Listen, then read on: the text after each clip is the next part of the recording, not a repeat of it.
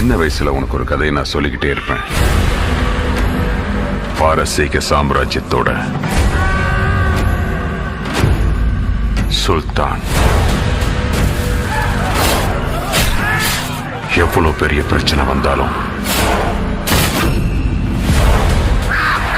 தன்னோட பலமான படைகள் கிட்ட கூட சொல்லாம ஒருத்தங்கிட்ட தான் சொல்லுவான். எத்தனை பேரை கூட்டிட்டு வர போறோம்? நம்ம ஆர்மி எங்க இருக்கு? தேவா, சுல்தானுக்கு தேவையான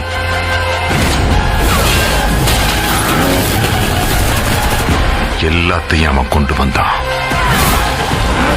தேவையில்லாத எல்லாத்தையும் துவம்சம் செஞ்சிருவான்.